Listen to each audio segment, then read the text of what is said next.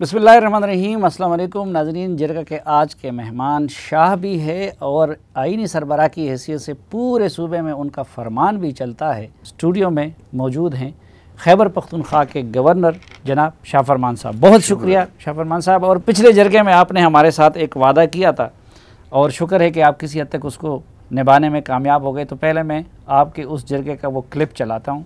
आप इतने अजीम हैं कि अपने इख्तियारात, अपने मराहत, अपना टोर, वो सब कुछ सरेंडर करेंगे वज़ीर आला को। और अपना इख्तियार मैंने एज एन इंफॉर्मेशन मिनिस्टर भी डिवॉल्व किया था। फाटा के अंदर पुलिस होगी। तो गोया आप दूसरे आसिफ जरदारी बन गए। ये नहीं, अब मुझे नहीं पता कि आपने आसिफ जरदारी की किस एस्पेक्ट से मुझे उसके साथ कंपेयर किया। मैंने इस एस्पेक्ट से कंपेयर किया कि आसिफ जरदारी साहब जब सदर थे तो 18th अमेंडमेंट के ज़रिए उन्होंने ख़ुद अपने इख्तियारात वो वज़ीर आज़म को और पार्लियामेंट को दोबारा दे दिए थे। इसलिए आपको जरदारी साहब से मैंने आपको तशबीह दी। बाकी तो जरदारी साहब के कई पहलू है और मैं किसी तरह भी उसके साथ कोई मेरी मुमासलत नहीं है, लेकिन इस इशू में भी मैं मुख्तलिफ हूँ। उसने डिसइंटीग्रेशन की तरफ डिवॉल्व की इख्तियार, हमने इंटीग्रेशन की तरफ फाटा की इंटीग्रेशन की। एक शख्सियत का इख्तियार तो चला गया, गवर्नर का इख्तियार चला गया चीफ मिनिस्टर के पास, लेकिन इंटीग्रेशन की तरफ है ये इख्तियार। मर्जर है, सूबे के साथ उसकी मर्जर है और ये अब एक सूबा है। तो वो जो कंपोनेंट्स है वो हमने इकट्ठी किए, ना कि हमने सेपरेट किए। अब ये बताइए कि इस वक्त क्या सूरत हाल है, कौन सी चीज़ें गवर्नर के पास रह गई हैं, कौन से सूबे के पास चली गई वज़ीर आला? इख्तियार सारा वज़ीर आला साहब के पास है। मैं सिर्फ ये कह सकता हूँ कि एक पार्टी के सीनियर मेंबर की हैसियत से, गवर्नर की हैसियत से मैं हेल्प करता हूँ, एडवाइस करता हूँ, असिस्ट करता हूँ, सजेस्ट करता हूँ, मशावरत होती है। हमने जो किया कि जो कबाइलियों के मरात थे, चाहे स्टूडेंट्स हो, यूथ हो, एल्डर्स हो, वो हमने रिटेन किए। यानी मर्जर से कोई एक चीज़ भी ऐसी नहीं है कि आप कहेंगे जब स्टूडेंट्स का कोटा सूबे से बाहर 222 सीटें थी, वो हमने बढ़ा के 444 कर दी।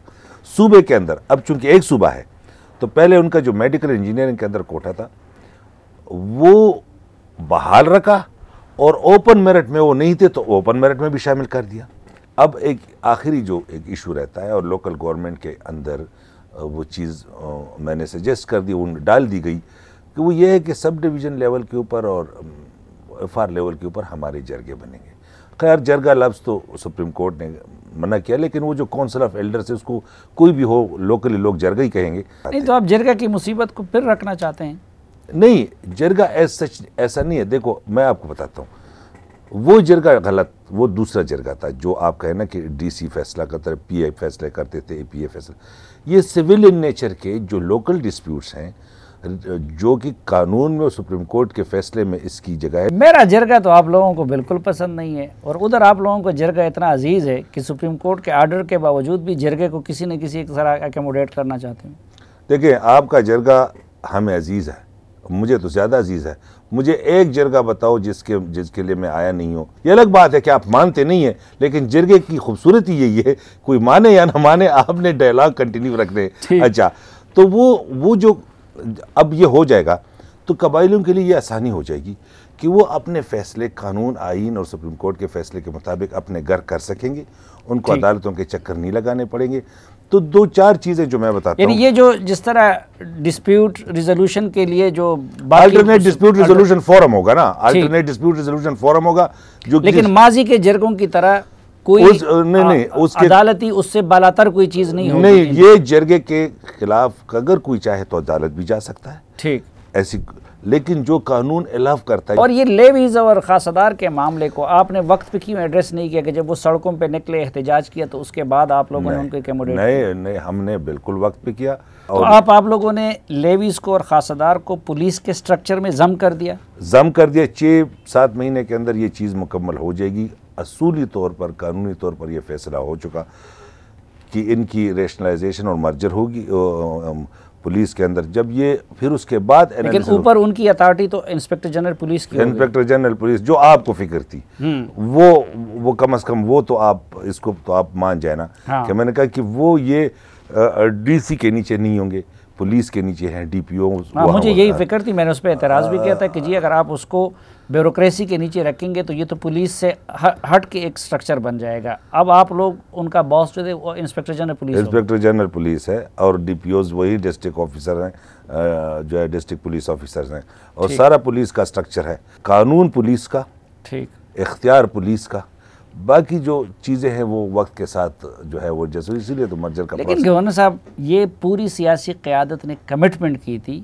आप वो 100 बिलियन तो क्या 50 बिलियन भी खान साहब से और मरकज़ से कबायली इलाकों को नहीं दिलवा सके, आपकी नाकामी नहीं है? अगर मरकज़ खैबर पख्तूनख्वा और पंजाब के भी 3% निकाल दे तो देखो 104 अरब बनते। असल चीज़ ये है कि हमने ये भी सोचा हुआ है कि हम सिर्फ प्रोविंशियल एजेंसीज़ को, प्रोविंशियल डिपार्टमेंट को एग्जीक्यूटिव एजेंसीज़ नहीं बनाएंगे, फेडरल डिपार्टमेंट को। फॉर एग्जांपल रोड बनाने तो तेज़ के लिए NHA भी बना सकती है, CNW भी। तो ये है 1000 बिलियन है। अच्छा, कहीं एक ये अगले साल से जो शुरू होगी बात इस बजट से, अगले साल से क्यों, देखिए ये माली साल पूरा होने को है, इस दौरान आप लोग अपने वादे के मुताबिक उधर 20-30 बिलियन भी खर्च ना कर सके। वाई देखिए मेरी बात सुने, हमने जो कमिटमेंट की है वो है 1000 बिलियन की फाटा के अंदर विद इन 10 ईयर्स, और ये लेब से बड़े गवर्नर साहब इस साल के जो 104 अरब रुपए रह गए इस साल कमिंग बजट में इस साल, अच्छा हमने चीजें भी 208 बिलियन देंगे। इस देखो, हाँ 208 बिलियन ये देखो ना, इस साल भी ये पैसे अब खर्च होंगे और हमने प्रायोरिटाइज किया हुआ है। लेकिन बड़ी नाअहलिया भी है ना, अब तो मामला नहीं, अभी सूबाई हुकूमत के पास मामला चला गया, तो एक BRT नहीं बना सके तो कबायली इलाकों को कैसे डेवलप करेंगे? मेरी बात सुने, ये मैं जो आप कबायली इलाका जात की बात कर रहे हैं, मैं आपको बताऊं कि 1000 बिलियन 10 साल से पहले हम खर्च कर सकते हैं। ये तो 10 साल तो आपकी हुकूमत नहीं होगी ना। देखो ना, ये तो कौमों का फैसला है, सारी पॉलिटिकल पार्टीज का फैसला है। ये तो सिर्फ देखो, ये तो आप तो सारी पॉलिटिकल पार्टीज के फैसले की वायलेशन कर दी इमरान खान साहब ने कि इस साल हस्ब वादा 100 बिलियन उधर खर्च नहीं किए। देखिए नहीं, ये बात नहीं है, बात ये है कि जो प्लानिंग आप कर रहे हो, यानी हमेशा से ये बात हो जाती है कि अगर आपकी इल प्लानिंग है या अगर आपने पूरा प्रोसेस मुकम्मल नहीं किया, बहुत सारे अप्रीहेंशंस होते हैं लोगों को, आपने सर्वे करना होता है, एक एरिया इतने ट्रबल से गुजरा, इनपुट लेनी होती है। अच्छा गवर्नर साहब, उनके MPAs आके अगर असम्बली में बैठते, उनमें से कोई वज़ीर बनते, वज़ीर आला को उनके वोट की ज़रूरत होती, तो शायद मेरे और आपकी बजाय फिर वही लोग अपना ये हक मांगते उनसे। ये देखो ना, और आप, अच्छा अभी मैं आपको अभी तक सूबाई चलो आपकी बात प्लानिंग तो हो गई ना, अब आपको मैं बताऊं, अब इलेक्शन आने वाले हैं, शायद end of this month schedule हो गया। लेकिन बिल्कुल आप लोग आखिर पे लगे ना, जुलाई से आपको आपको अच्छा नहीं लगेगा कि ये 1000 बिलियन उनके नुमाइंदों की मौजूदगी में खर्च हो जाए, ये तो और अच्छी बात है। ये तो मुझे अच्छा लगेगा, और अच्छी बात है, ज्यादा अच्छा लगता है अगर उनके नुमाइंदे आप लोग 6-7 महीने पहले इलेक्ट करवाते। अगर ये फैसला हमारे हाथ में होता, ये पिछली हुकूमत का फैसला है और वो PTI की हुकूमत नहीं थी, वो तो PMLN की हुकूमत ने ये फैसला किया है कि जुलाई। लेकिन अब आप लोगों के हाथ में इलेक्शन कमीशन कब की तैयारी कर चुकी है? आपके कितने अप्रीहेंशंस थे जो मैंने कहा कि ये गलत है और गलत साबित हुए? और वज़ीर आला के पास इख्तियार होगा किस चीज़ का? वज़ीर आला को जो कानूनन इख्तियार मिला है वो कौन उससे ले सकता है? लेकिन प्रैक्टिकली उनके साथ इस वक्त तकरीबन 10-12 लोग डिफेक्टिव वज़ीर आला के तौर पर प्ले कर रहे हैं, आप उनको ये इख्तियार क्यों नहीं दिलवाते? कोई हौसला? देखिए, मुझे एक चीज़ बताएं जो वज़ीर आला के इख्तियार में हो और वज़ीर आला के सिग्नेचर के अलावा मंजूर हो जाए या इम्प्लीमेंट हो जाए। सिग्नेचर तो करना है ना वज़ीर आला, वज़ीर आला अप्रूवल ना दें, अगर आप नाम के वज़ीर आला 10 बनाए तो उसमें हम क्या कहते हैं? आतिफ और शाहराम उनकी बात मानते हैं? देखिए, कैबिनेट की होती है कलेक्टिव रिस्पॉन्सिबिलिटी, कैबिनेट की होती है कलेक्टिव रिस्पॉन्सिबिलिटी, और ये पिछली हुकूमत की तरह कोई कोalition गवर्नमेंट भी नहीं है, सारे PTI के लोग हैं और कैबिनेट के अंदर डिस्कशन होती है और डिफरेंस। लेकिन वो बुज़दार साहब से भी ज़्यादा शरीफ है ना, तो आपको उनकी शराफत पर इतराज़ है? नहीं, मुझे शराफत पे नहीं, हद से ज़्यादा शराफत पे तो उस पर एतराज़ है। नहीं, वो अपनी बात मनवाते हैं। हाँ, अगर वो तरीके से बात करते हैं तो आप उसको ये इल्ज़ाम ना देना, और अगर हद से ज़्यादा शरीफ है ये तो और अच्छी बात है, लेकिन अपने आप को असर्ट करते हैं। अथॉरिटी और एक तरफ आज़म खान साहब का इख्तियार चलता है, दूसरी तरफ जो है अजमल वज़ीर साहब का चलता है, तीसरी तरफ जो है वो पता नहीं क्या क्या वो लोग हैं, और इसी मामले में आप देख रहे हैं कि BRT का मसला भी हल नहीं हो रहा। नहीं, ये तो अजीब सा क्वेश्चन है, आपने तो क्वेश्चन इधर उधर पार दिया। यानी मैं आपको बताऊं, ओपिनियन तो सब देंगे, जिनका जो इख्तियार है वो इस्तेमाल करते हैं। मैंने तो कोई आज तक तो मुझे एक दफ़ा भी आज़म खान साहब ने फ़ोन नहीं किया कि ये काम इस तरह होना चाहिए। ना उसने, आपका तो खान साहब के साथ आप बड़ी हैं, आप सालों के यार हैं, तो महमूद खान ना उसने कभी महमूद खान को फ़ोन किया है। देखो मैं जब काम करता हूँ, मैं जब एक्टिविटीज़ करता हूँ, एडवाइजरी पोजीशन में करता हूँ, चीफ मिनिस्टर को असिस्ट करता हूँ, ट्राइबल्स को एंगेज रखता हूँ, मेरे पर भी इतराज़ आ जाता है कि ये इसने इख्तियार ले लिया। हालांकि मैंने कौन सा ऐसा इख्तियार इस्तेमाल किया? मैं तो पूछता हूँ लोगों से कि कहीं मैंने कोई वायलेशन की हो। तो जो लोग काम करते हैं, आप क्यों कहते हैं कि वो चीफ मिनिस्टर बने हुए? खुदा के बंदे लोग, अगर वो लोग काम कर रहे थे, ये इफ्तिखार दुरानी को जो यहाँ से भेजा हुआ है और आपके साथ गवर्नर हाउस में ठहरे होते हैं और वज़ीर आला के साथ राइट हैंड पे मीटिंग्स में बैठे होते हैं, वाई, किस कैपेसिटी में? देखो, फेडरल के अंदर वो एडवाइज़र है, PTI के हैं, उसकी एक स्पेशलिटी है।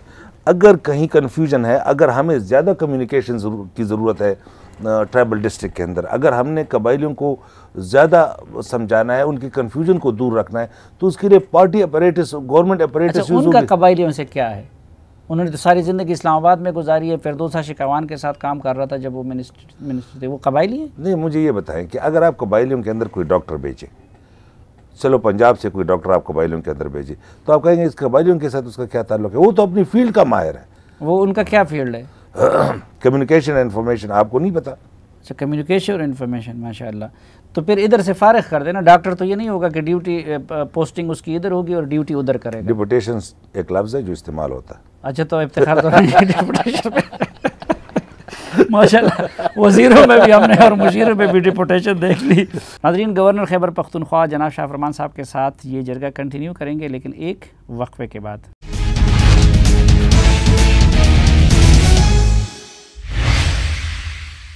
एक बार फिर खुशामदीद आपको जरगे में हमारे साथ हैं गवर्नर खैबर पख्तूनख्वा जनाब शाह फरमान साहब।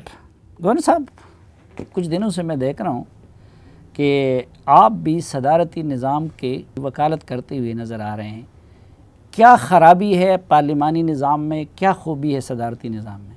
एक सिंपल सी बात है कि आइन के अंदर आर्टिकल 48 के अंदर क्लास 6 के अंदर है कि अगर प्राइम मिनिस्टर जॉइंट सेशन यानी सेनेट और नेशनल असेंबली को बिठा के उनसे कहें कि क्या सदारती निज़ाम मुल्क के अंदर अगर हो तो इसके ऊपर रेफरेंडम करा सकते हैं, होना चाहिए कि नहीं, ये इख्तियार पार्लियामेंट का है।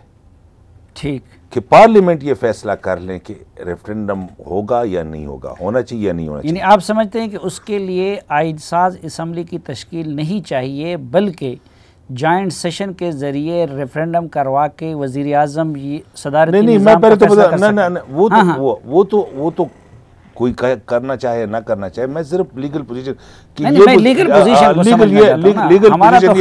लीगल पोजीशन ये है कि सेनेट और नेशनल असेंबली बैठ के उनके सामने ये सवाल रखा जाए और सिंपल मेजॉरिटी के साथ वो ये कह सकते हैं कि रेफरेंडम होना चाहिए या नहीं होना चाहिए। अगर तो पार्लियामेंट कहे कि रेफरेंडम नहीं होना चाहिए तो फिर तो मामला, अगर पार्लियामेंट कहे कि जॉइंट सेशन में कहें कि रेफरेंडम होना चाहिए तो फिर दूसरा मरहला नहीं। लेकिन आम राय तो ये है कि आप अगर सदारती निज़ाम लाना चाहते हैं तो उसके लिए आपको पहले आइन साज असम्बली का इंतखाब करना होगा। आप ये समझते हैं कि नहीं, लीगली उसके लिए ज़रूरत नहीं? पहले तो देखो ना, पहले तो आप ये फैसला कर ले। देखो, ये कौम का फैसला है, अवाम का फैसला है। देखो, मॉडर्न डिफिनीशन ऑफ डेमोक्रेसी जो है ना, वो ये है कि people select the system under which they want to be ruled and subsequently elect the people suitable to run that system।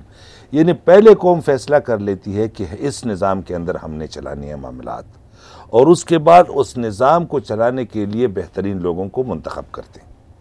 तो निज़ाम का इंतखाब और रिप्रेजेंटेटिव का इंतखाब दोनों को मिला के इसको हम कहते हैं डेमोक्रेसी, जमहूरियत। अच्छा, अब यह है कि पहले तो यह है कि अगर ये कौम से पूछना है कि कौन सा निज़ाम बेहतर है, तो इसके लिए पार्लियामेंट के पास कानूनी पोजीशन ये है कि प्राइम मिनिस्टर रख सकता है, फैसला कर लो, रेफरेंडम कर ले कि ना। ठीक, पार्लियामेंट सिंपल मेजॉरिटी के साथ एक बंदा भी ज़्यादा हो जनाब कर सकते हैं। अच्छा, रेफरेंडम करते हैं, फिर रेफरेंडम कैसे होगा? यस और नो के उसमें होगा कि क्या सदारती निज़ाम इस मुल्क के अंदर होना चाहिए, यस और नो।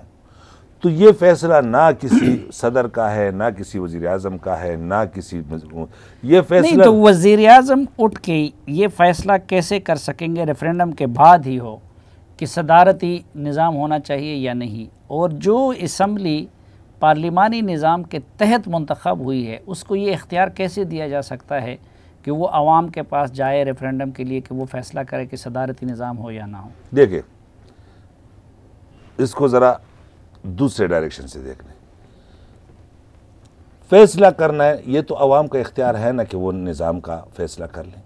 जी बिल्कुल, अवाम का इख्तियार है, वो कर चुके हैं ना। नहीं, पार्लिमानी निज़ाम देखिए वो नहीं, आइन की सूरत में देखिए जो अमेंडमेंट्स आते हैं, जो दुनिया के अंदर आप देखें, यूरोप के अंदर जो डिफरेंट इश्यूज़ के ऊपर रेफरेंडम्स होते हैं, अगर आपको रेफरेंडम की ज़रूरत नहीं है तो फिर ये आइन के अंदर क्यों मौजूद है? ये क्लास, ये सेक्शन आइन के अंदर क्यों मौजूद है कि क्वेश्चन ऑफ नेशनल इंपॉर्टेंस के ऊपर रेफरेंडम हो सकता है? मैं तो आपको पहले तो सवाल ये कि क्वेश्चन ऑफ नेशनल इंपॉर्टेंस जो है ना उसके ऊपर रेफरेंडम हो सकता है, और ये आपकी 73 के आइन में है। अच्छा, अगर ये हो सकता है तो फिर वो नेशनल इंपॉर्टेंस के क्वेश्चन कौन फैसला करेगा, ये कैसे? अच्छा, वही असम्बली, वही पार्लियामेंट के पास ये इख्तियार है कि रेफरेंडम ही ना करें, इख्तियार है ना कि रेफरेंडम ही ना करें, लेकिन अगर वो रेफरेंडम की अप्रूवल देते हैं तो फिर निज़ाम का फैसला लोग करेंगे। नहीं, लेकिन वो तो गवर्नर साहब वो तो उन इश्यूज़ पे होता है जो अवामी सतह पे जो इशू लिखा है ना, जो इशू है वो ये लिखा है नेशनल इंपॉर्टेंस। बरतानिया में कभी इस पे रेफरेंडम नहीं हुआ कि यहाँ पार्लिमानी निज़ाम होना चाहिए या नहीं, ना अमेरिका में कि यहाँ सदारती निज़ाम होना चाहिए या नहीं। वो तो वो इश्यूज़ जो अवामी अहमियत के हामिल बर्निंग इश्यूज़ बन जाए। मैं आपको बताता हूँ, दुनिया के अंदर पार्लिमानी निज़ाम है, प्रेसिडेंशियल है, और बहुत सारी जगहों पर आधा पार्लिमानी आधा प्रेसिडेंशियल है। फ्रांस और बरतानिया के बॉर्डर लगे हुए हैं जी। एक कल्चर है, हाँ। एक लिटरेसी रेट है, एक माहौल है। यूरोप है, बरतानिया के लोगों की ये खासियत है कि वो अपने रिवायात को नहीं तोड़ते, कानून हो ना हो वो ट्रेडिशंस के ऊपर चलते हैं। फ्रांस के अंदर जनरल डी गाल से पहले इतनी हार्स ट्रेडिंग थी कि वहाँ एवरेज हुकूमत का जो ड्यूरेशन थी वो 9 मंथ्स थी। 9 महीनों के अंदर अराकीन इधर उधर होगी। जनरल डी गॉल के आने के बाद उन्होंने आधा प्रेसिडेंशियल आधा पार्लिमानी बना के अपने नेशनल साइकी के मुताबिक सिस्टम को डाला। ठीक, अब उधर उसके बाद से स्टेबिलिटी आ गई। अब अगर ये एग्जाम्पल बॉर्डर के ऊपर यूरोप के अंदर, आप यूके का एग्जाम्पल फ्रांस के ऊपर अप्लाई नहीं कर सकते, लिहाजा आपने अपने कल्चर के अंदर, अपने पॉलिटिकल साइकी के अंदर, अपने ट्रेडिशंस के अंदर देखना है कि किस तरह आप डेमोक्रेसी इंश्योर करा सकते हैं। हाँ, तो हमने अपनी ज़रूरत, अपनी माजी, अच्छा देखो ना, सोशल स्ट्रक्चर को देख के पार्लिमानी निज़ाम, मैं तो इस पे नहीं बात करता कि पार्लिमानी निज़ाम नहीं होना चाहिए या प्रेसिडेंशियल होना चाहिए। अच्छा नहीं, आप पहले तो मैं आपको कानूनी पोजीशन जो कि लोग, अच्छा कानूनी पोजीशन आपने क्लियर कर ली कि वो रेफरेंडम के जरिए हो सकता है, और रेफरेंडम की इजाजत पार्लियामेंट देगी, और फैसला करेंगे अवाम करेंगे। ठीक, नाज़रीन, गवर्नर खैबर पख्तूनख्वा जनाब शाह फरमान साहब के साथ ये जरगा कंटिन्यू करेंगे, लेकिन एक वक्फे के बाद।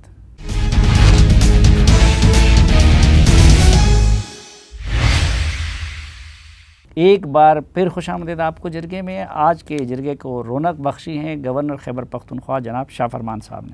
आप क्या समझते हैं कि पाकिस्तान में क्या पार्लिमानी सिस्टम पूरी तरह डिलीवर नहीं कर रहा और यहाँ के लिए सदारती ज़्यादा मुनासिब होगा? स्टूडेंट्स ऑफ पॉलिटिक्स की हैसियत से ये मेरी ज़ाती राय होगी। देखो, पहले तो हम ये समझे कि दुनिया के अंदर कहाँ कहाँ पार्लिमानी निज़ाम है, पार्लिमानी निज़ाम क्या है, और कहाँ कहाँ प्रेसिडेंशियल सिस्टम है, और ये क्या है। पार्लिमानी निज़ाम यूके, न्यूजीलैंड, ऑस्ट्रेलिया के अंदर कामयाब है। और पार्लिमानी निज़ाम जो यूके से हमने लिया है, बरतानिया से वेस्टमिनिस्टर मॉडल लिया है, वहाँ पर पूरे मुल्क में एक असम्बली होगी। ठीक, वहाँ पर यूनिट्स नहीं है, हाँ, स्टेट्स, फेडरेशन, फेडरेटिंग यूनिट्स नहीं है, जिसको आप प्रोविंस भी कह सकते हैं, कैंटोन्स भी कह सकते हैं, स्टेट्स भी कह सकते हैं। तो वहाँ पर एक असम्बली है, वो कामयाब है उधर। ठीक, न्यूजीलैंड के अंदर कामयाब है, ऑस्ट्रेलिया के अंदर कामयाब।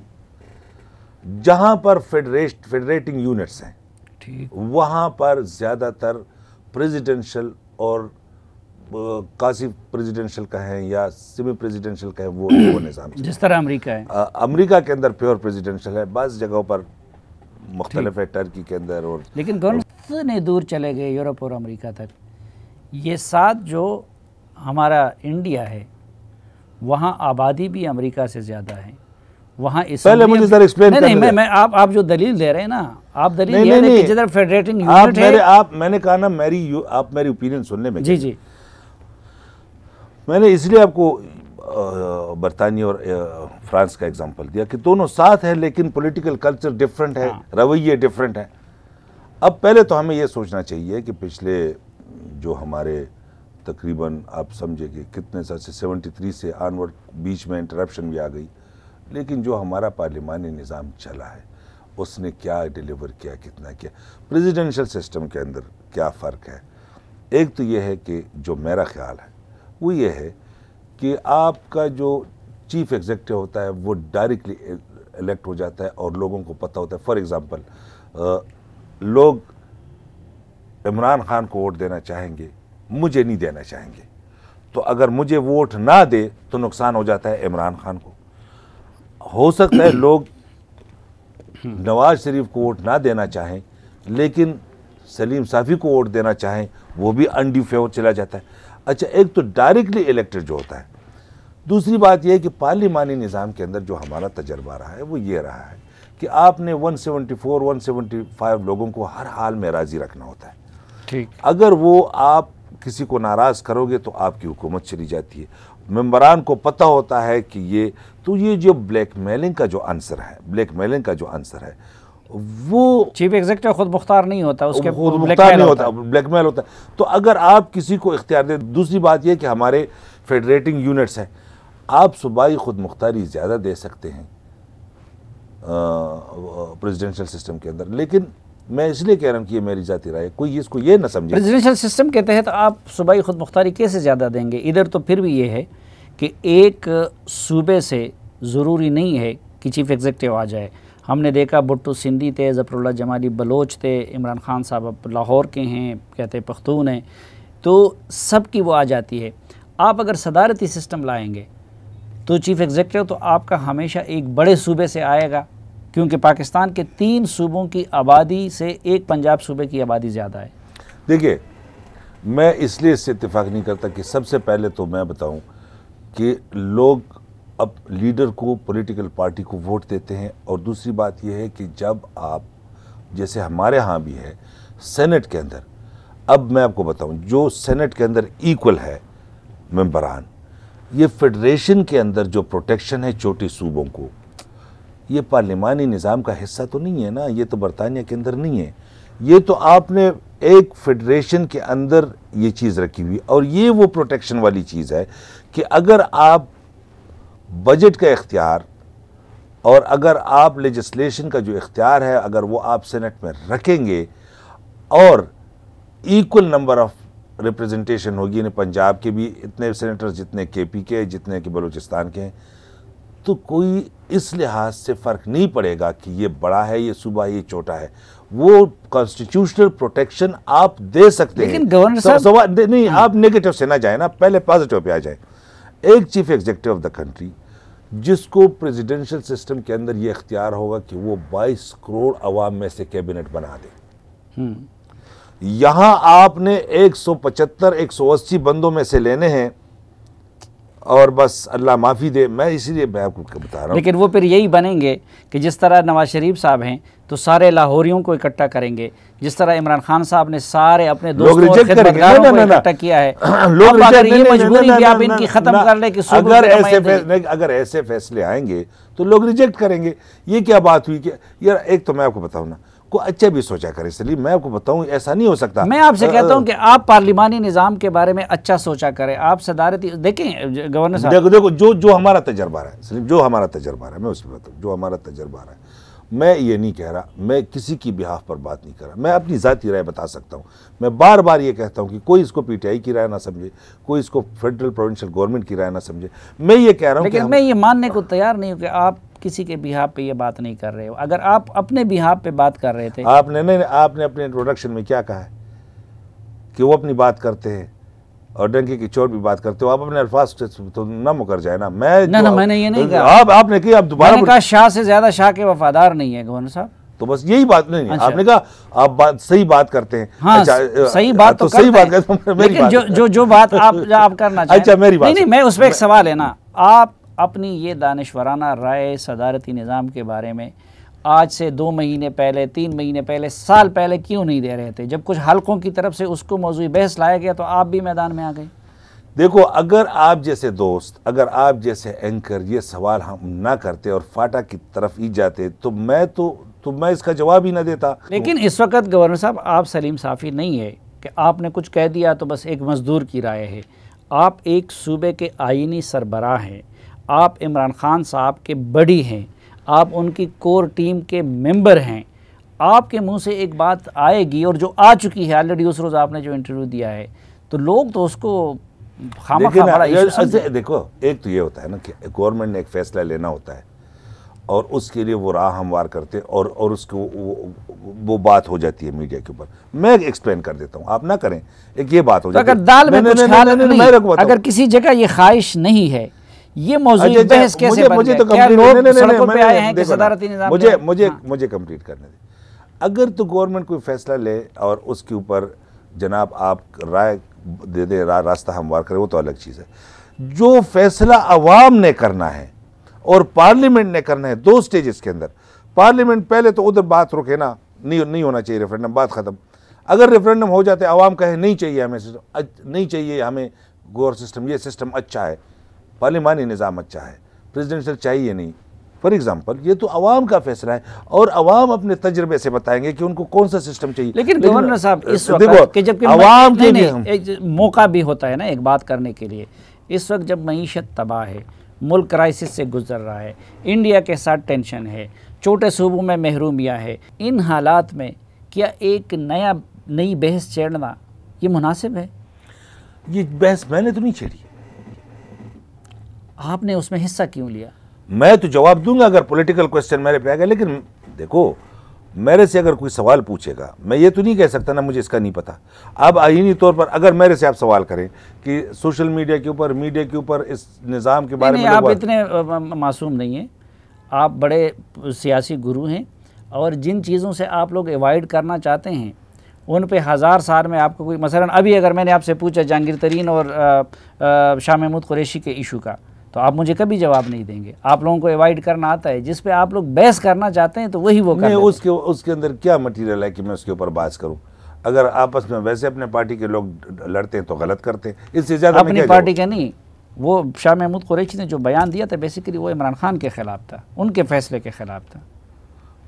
देखो, आप नहीं समझते इमरान खान साहब को चैलेंज किया उन्होंने? देखो मेरी बात सुने, अगर तो ऐसा उसने किया है तो प्राइम मिनिस्टर साहब मौजूद है, मैं प्राइम मिनिस्टर के बिहाफ पर तो ना जवाब दे सकता हूँ, ना रिएक्ट कर सकता हूँ। हाँ, तो इधर भी आप ये कह सकते थे कि यार ना कोई इशू है, अगर बात आएगी तो पार्लियामेंट मौजूद है, वज़ीर आज़म मौजूद है, मैं उस पर तो मैं तो यही कह रहा हूँ। जब पार्टी मंशूर बन रहा था पिछले साल, आपने उसमें ये तजवीज़ दी थी पीटीआई की क़यादत को कि हमें सदारती निज़ाम की तजवीज़ देनी चाहिए? अंडर डिस्कशन है ये बात, मेरे सामने तो बिल्कुल भी नहीं है। तो ये इतना आप उस पर कन्विंस है तो आप तजवीज़ तो दे देते ना यार। देखो, मैं फाउंडिंग मेंबर हूँ पीटीआई का, 96 से हूँ। अप्रैल में पार्टी बनी, इमरान खान साहब से सीनियर तो नहीं है ना? नहीं, पार्टी अप्रैल में पार्टी बनी, मई में मैंने ज्वाइन किया, जिस तरह प्रोविंस के अंदर हुआ। मैं इस निज़ाम को भी देख रहा हूँ, लोगों को भी देख रहा हूँ, मेरी एक राय बनती जा रही है। ठीक। अच्छा, आपकी राय के बारे में इंडिया में क्यों नहीं है, उधर पार्लिमानी सिस्टम क्यों खूबसूरती से खुशउस्लूबी से चल रहा है? देखिए, उधर तो पेडेटिंग यूनिट भी हमसे ज़्यादा है। ना उधर, उसके बारे में मैं इसलिए कमेंट नहीं करूंगा कि वो एक दूसरा मुल्क है, ये उनके अंदर इंटरफेरेंस की बात हो जाएगी। लेकिन तो ये जो देखो, मैं इसलिए बात कर रहा हूँ कि वो निज़ाम जो इंडिया के अंदर है, अगर आप देखें, उनके स्कैंडल्स देखें, उनके करप्शन का स्टैंडर्ड देखें, ओवरसीज़ उनके लोगों का लॉन्डेड मनी देखें, आप इससे अंदाज़ा लगा सकते हैं कि वहाँ वो सिस्टम कितना कामयाब होगा। लेकिन हमें उससे सरोकार नहीं है। ये पड़ोस में अफ़गानिस्तान में जो सदारती सिस्टम है, उसका हशर देख रहे हैं आप? देखिए, मैंने पहले ये बात की कि जब आप किसी सिस्टम की बात करेंगे तो आप उस सिस्टम को अपनी पॉलिटिकल साइकी के मुताबिक करेंगे। हमें एक सिस्टम का तजर्बा है, लोगों को 40-50 साल तक इस सिस्टम का तजर्बा रहा, लोग बेहतर बता सकते हैं। तो आप पार्लिमानी सिस्टम को अपनी साइकी के मुताबिक कर लें, एक तरमीम करके वज़ीर आज़म को ये इख्तियार दे दें कि वो पार्लियामेंट से बाहर मुल्क में जिधर चाहे अपने लिए टेक्नोक्रेट वज़ीर बनाएं और पार्लियामेंट सिर्फ चेक रखें उन पे, आपका मसला हल हो जाएगा। ऐसा नहीं है। ऐसा इसलिए नहीं है कि आपने जो अपने साथ मेजॉरिटी रखनी होती है, उसके लिए आपको कितने। लेकिन शाह फरमान साहब, आपने खुद फरमाया कि पाकिस्तान के जो ज़मीनी हक़ाइक़ है उनको आप तो मैं सामने रख रहा हूँ, नहीं, यहाँ पे कौमियतें एक हकीकत है, यहाँ कौमियतों की बुनियाद पे सोचना एक हकीकत है। अमेरिका में तो खुद जो नेटिव अमेरिकन थे वो अकलियत बन गए हैं, कोई यहाँ से आया है, कोई वहाँ से आया है, वहाँ लिसानी वो इतने पॉपुलेशन की अगर आप बात करें ना, पॉपुलेशन की अगर आप बात करें, छोटे सूबे बड़े सूबे, तो उसके लिए कॉन्स्टिट्यूशनल प्रोटेक्शन मौजूद है कि एक बॉडी ऐसी होनी चाहिए जिस सबके इक्वल रिप्रेजेंटेशन हो, दैट इज सेनेट। अमेरिका के अंदर भी, हमारे भी है। लेकिन इस हवाले से कि कौन किसको वोट देगा, और मैं इस बहस, लेकिन आप इस पे ज़ाती तौर पर कन्विंस है कि पाकिस्तान के लिए पार्लिमानी की बनिस्बत सदारती निज़ाम बेहतर होगा? देखो, मैं दो चीज़ें इसमें बड़ा क्लियरली बताता हूँ। एक तो जो पार्लिमानी निज़ाम के अंदर जो मेजॉरिटी आपने रखनी होती है और उस मेजॉरिटी के लिए आपने जितने कंप्रोमाइज़ करने होते हैं, इसके बड़े नुकसानात मेरी ज़ाती राय में सामने एक है। दूसरी बात ये, एफिशिएंट गवर्नमेंट के लिए आपके पास एक इख्तियार होना चाहिए कि आप पूरे पाकिस्तान में कॉम्पिटेंट लोगों को अपने। ठीक, ये तो सब कुछ आपने बयान कर दिया, सदारती निज़ाम की खूबियों को भी और हमारे पार्लिमानी निज़ाम की खामियों को भी। तो मैं ये कह सकता हूँ कि शाह फरमान साहब ज़ाती लिहाज से पाकिस्तान के लिए पार्लिमानी की बजाय सदारती निज़ाम को ज़्यादा सूटेबल समझते हैं? मैं अपने कल्चर के मुताबिक अमेंडमेंट के साथ बिल्कुल, मेरा ख्याल कि प्रेसिडेंशियल सिस्टम यहाँ पर बेहतर रहेगा, एफिशिएंट रहेगा, करप्शन की कमी होगी, ब्लैकमेलिंग नहीं होगी, फेडरेटिंग यूनिट्स को प्रोटेक्शन मिलेगी, ठीक, इक्वल अपॉर्चुनिटीज़ फॉर ऑल होगी। अगर रेफरेंडम हो तो मैं अपना वोट प्रेसिडेंशियल सिस्टम में यस का कहूँगा। चले, बहुत शुक्रिया